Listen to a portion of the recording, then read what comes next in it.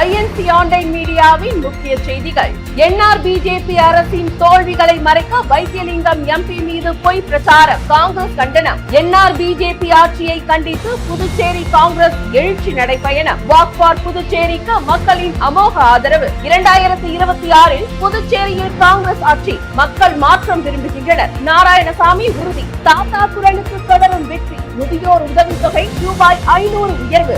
ராஜ்பவன் தொகுதியில் walk for Puducherry 2வது நாள் நடைபயணம் உற்சாகம்.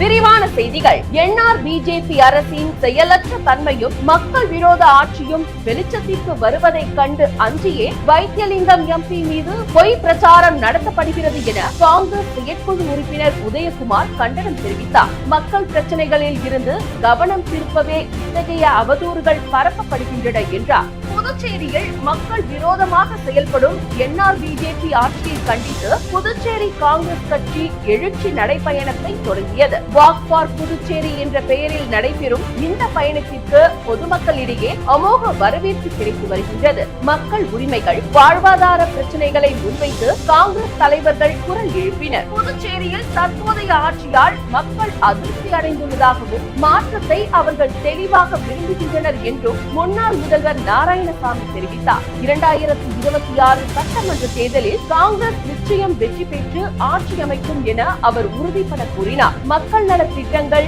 மீண்டும் நடைமுறைக்கு வரும் என்றும் அவர் நம்பிக்கை தெரிவித்தார். மூத்த குடிமக்களின் வாழ்வாதார தேவைகளை கருத்தில் கொண்டு முதியோர் உதவித்தொகை ₹500 உயர்த்தப்பட்டுள்ளது. தாத்தா குரல் தொடர்ந்து வெற்றிகளை குவித்து வருவதாக சமூக ஆர்வலர்கள் பாராட்டினர். இந்த உயர்வு முதியோரின் அன்றாட செலவுகளுக்கு பெரும் நிவாரணமாக அமையும் என பொதுமக்கள் தெரிவித்தனர். புதுச்சேரி ராஜ்பவன் தொகுதியில் வாக் ஃபார் புதுச்சேரி நடைபயணத்தின் 2வது நாள் பயணம் முஸ்லிம் வீதியில் தொடங்கி குமரகுரு பள்ளம் ஆந்திரா மகாசபாவில் நிறைவடைந்தது.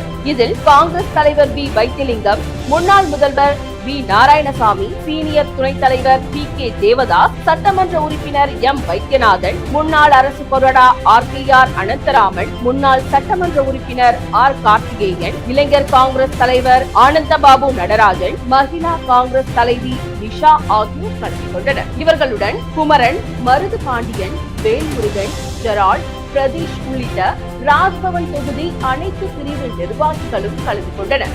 இந்த நடைபயணத்திற்கு மக்கள் மத்தியில் அமோக வரவேற்பு கிடைத்தது. இத்துடன் ஐஎன்சி ஆன்லைன் மீடியா செய்திகள் நிறைவடைந்தன. வணக்கம். தொடர்ந்து செய்தியை பார்க்க ஐஎன்சி ஆன்லைன் மீடியாவுடன் இணைந்திருங்கள்.